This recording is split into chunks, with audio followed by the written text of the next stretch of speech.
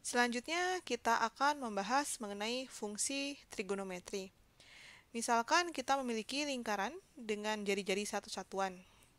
Di sini, pada lingkaran ini kita mengambil suatu titik, yaitu titik X, Y. Di sini ya. Nah, maka titik X, Y ini memiliki jarak dengan titik 0,0 itu sebesar satu satuan. Karena ini merupakan suatu jari-jari lingkaran, maka kita notasikan dengan R. Jarak dari titik 0,0 ke titik ini itu adalah sebesar X satuan. Sedangkan jarak dari titik ini ke titik X, Y itu adalah sebesar Y satuan. Nah, dari sumbu X positif, garis merah ini itu membentuk suatu sudut. Kita notasikan dengan sudut T. Maka kita dapat melihat fungsi trigonometri pada segitiga ini. Yang pertama itu adalah sinus T. Sinus T itu bisa dilihat dari Y per R. Lalu cos T itu adalah X per R. Sedangkan tan T itu adalah Y per X. Nah, selanjutnya, tan T itu adalah sin T per cos T. Kotangen T itu adalah cos T per sin T. Sekan T itu adalah 1 per cos T.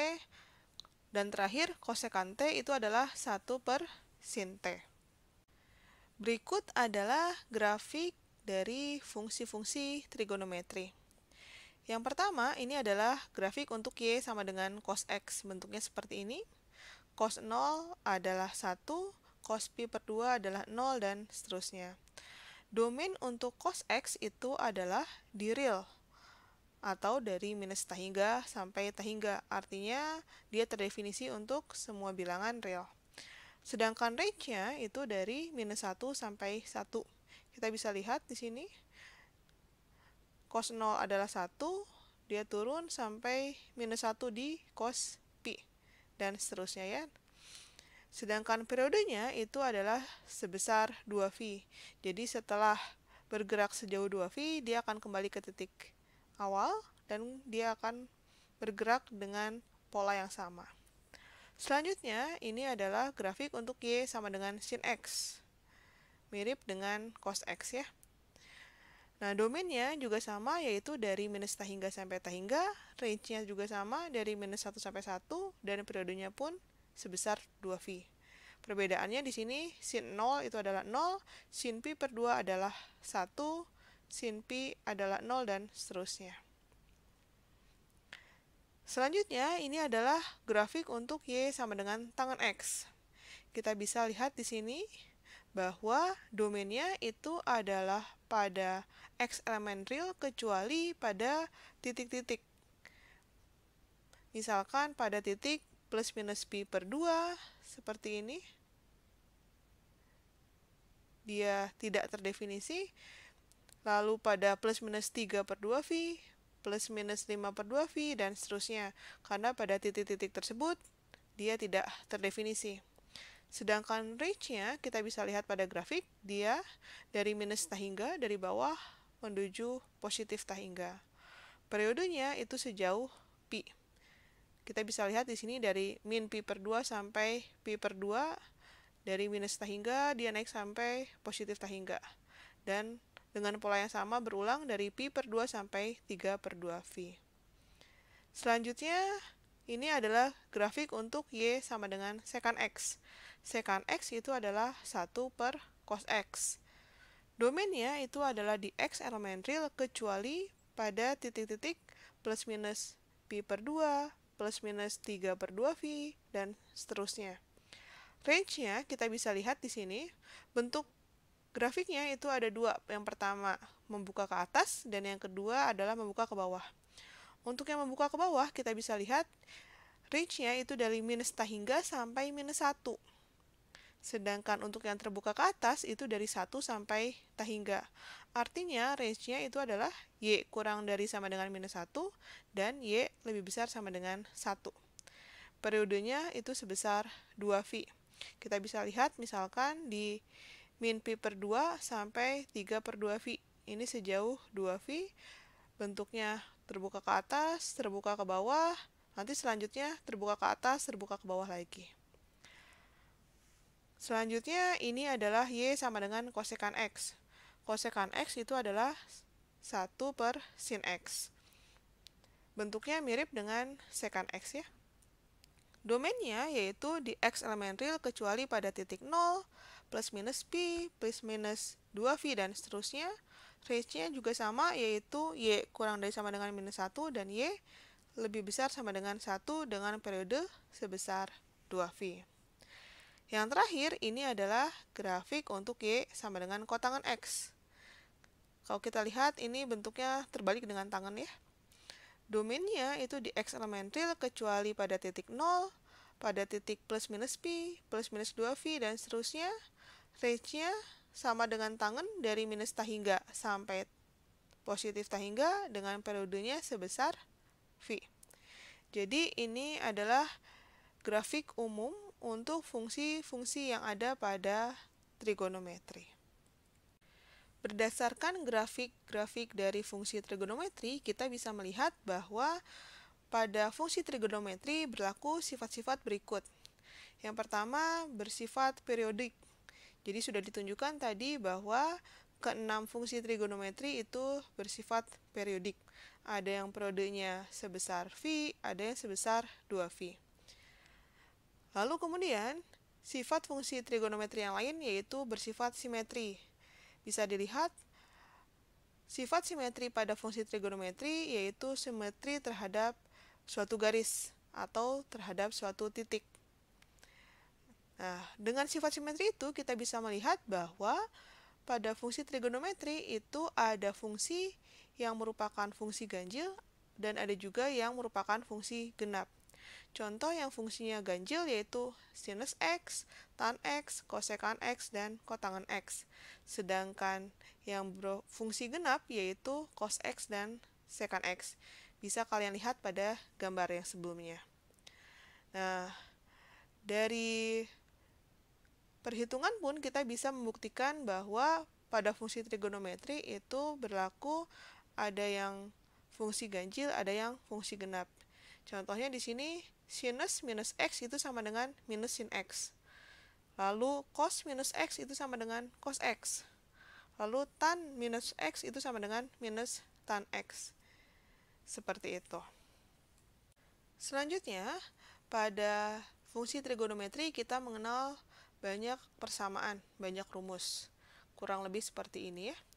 Jadi ini merupakan identitas untuk penjumlahan. Jadi contohnya sinus X plus Y, cosinus X plus Y, tangen X plus Y. Rumusnya adalah ini ya. Lalu ini juga identitas untuk penjumlahan, tapi yang dijumlahkan berbeda. Ini yang dijumlahkan adalah sin X ditambah sin Y. Cos X ditambah cos Y. Seperti itu ya. Jadi ini berbeda. Kemudian ini adalah identitas untuk perkalian. Sin X dikalikan sin Y, cos X dikali cos Y, sin X dikalikan cos Y. Sedangkan ini adalah identitas Pythagoras, yaitu sinus kuadrat X ditambah cos kuadrat X sama dengan 1, 1 ditambah tangen kuadrat X sama dengan sekan kuadrat X, dan yang terakhir 1 ditambah kotangen kuadrat X sama dengan kosekan kuadrat X. Nah, untuk yang ini kalian harus hafal ya, karena sering digunakan. Nah, selanjutnya ini ada beberapa rumus lagi. Nah, bisa kalian baca ya. Nah, yang sering lagi digunakan adalah yang ini. Rumus sinus 2x dan cosinus 2x. Silahkan kalian hafalkan, kalian pelajari ya. Pada grafik fungsi trigonometri, kita juga dapat melakukan translasi atau pergeseran, supaya kita memperoleh fungsi yang baru. Nah, berikut contoh translasi pada fungsi trigonometri. Yang pertama di sini, misalkan kita lihat bahwa fungsi dasarnya itu adalah Y sama dengan cos X yang berwarna pink ya. Kita bisa lihat bahwa range-nya itu adalah dari minus 1 sampai 1. Nah, ketika kita mengubah menjadi Y sama dengan 2 cos X, maka grafiknya adalah yang berwarna biru. Range-nya itu dari minus 2 sampai 2. Jadi amplitudenya membesar. seperti ini. Jadi naik sebesar 2 kali lipat gitu ya tingginya. Sedangkan jika kita membuat fungsi baru, yaitu y sama dengan setengah cos x, maka tingginya pun berkurang menjadi setengahnya, yaitu yang berwarna hijau. Jadi range-nya itu dari minus setengah sampai setengah. Artinya ketika kita membuat fungsi y sama dengan a cos x, maka range-nya itu adalah dari minus a sampai a, atau amplitudonya itu sebesar a. Selanjutnya, ini jika kita mengubah fungsi dasarnya sama dari yang warna pink, y sama dengan cos x. Nah, ketika kita mengubah fungsi baru, yaitu menjadi y sama dengan cos 2x, maka kita bisa melihat bahwa grafiknya menjadi semakin merapat. Kita bisa lihat yang berwarna biru. Ketika y sama dengan cos x ini memiliki periode sebesar 2V. Kita bisa lihat misalkan dari cos 0 itu sama dengan 1, maka dia akan ke bawah minus 1, lalu ke atas lagi itu di cos 2V gitu ya. Jadi periodenya sebesar 2V. Tetapi pada y sama dengan cos 2x, maka dia merapat gitu ya. Jadi dari periodenya dari 0, dia kembali di titik 1 itu adalah pada Pi. Artinya periodenya menjadi V atau setengah kali lebih cepat gitu ya. Nah, kebalikannya jika kita membuat fungsi baru yaitu y sama dengan cos setengah x, maka grafiknya menjadi melebar. Jadi periodenya semakin membesar. Periodenya kita bisa lihat bahwa yang berwarna hijau ini dari titik 0 itu di 1, sedangkan pada 2V dia baru di minus 1. Artinya periodenya adalah 4V. Jadi ketika kita mengubah y sama dengan cos AX, maka dia akan mengubah periodenya. Oke, selanjutnya kita ingin melihat perbedaan antara grafik y sama dengan sin x dan y sama dengan 3 sin x. Kita bisa lihat di sini ya, bahwa yang biru itu adalah y sama dengan sin x, sedangkan yang berwarna hitam itu adalah y sama dengan 3 sin x ya. Jadi kelihatan bahwa yang berubah itu adalah amplitudonya atau ketinggiannya. Dan juga range-nya ya, jadi semakin melebar. Selanjutnya kita akan melihat perbedaan dari grafik y sama dengan sin x dan y sama dengan sin 3x. Hasilnya adalah seperti ini. Nah, yang berwarna biru itu adalah y sama dengan sin x, dengan periodenya adalah 2V. Sedangkan yang berwarna hitam itu adalah y sama dengan sin 3x. Kita bisa lihat bahwa periodenya semakin kecil gitu ya. Jadi kurvanya lebih merapat.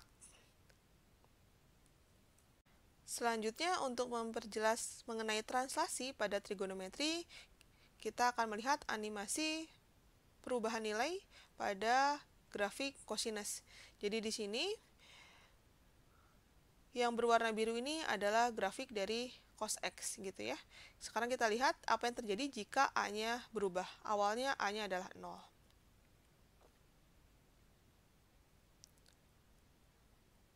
Nah, bisa kita lihat ketika positif a-nya, ketika negatif a-nya. Nah, ini ketika a-nya minus 4, maka kita lihat bahwa dia kebalikan dari kurva kosinus. Ketika positif, maka gambarnya lebih tinggi, sejauh 4 gitu ya, 4 kali lipat dari cos x. Jadi kalau negatif, dia kebalikan. Seperti itu. Kemudian ini animasi yang lain, menggunakan aplikasi Desmos, yaitu ketika yang dilakukan perubahan itu adalah pada nilai P.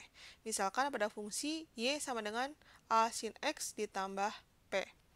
Yang grafik warna biru ini itu merupakan grafik dari sin x ya.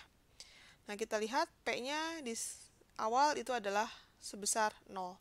Sekarang kita jalankan. Nah, ketika P-nya positif naik, maka grafiknya ke atas naik. Sedangkan ketika P-nya negatif, maka dia grafiknya turun. Artinya ketika kita menambahkan dengan P positif, grafiknya naik. sedangkan ketika P-nya negatif, maka grafiknya turun. Ini contohnya ya, ketika P sama dengan minus 3, sedangkan ini ketika P-nya sama dengan positif 3. Kita bisa lihat bahwa ketika pada positif 3, maka sumbunya itu adalah di Y sama dengan 3. Ketika tadi di P-nya sama dengan minus 3, maka sumbunya itu adalah di Y sama dengan minus 3. Sekian materi di bab 2, yaitu fungsi. Referensi yang digunakan pada materi ini berasal dari buku-buku kalkulus, dari bukunya Purcell, Stewart, dan Thomas. Untuk lebih lengkapnya, kalian bisa mempelajari buku-buku ini ya. Nah, terima kasih atas perhatiannya semuanya. Semoga kalian paham dan bermanfaat. Wassalamualaikum warahmatullahi wabarakatuh.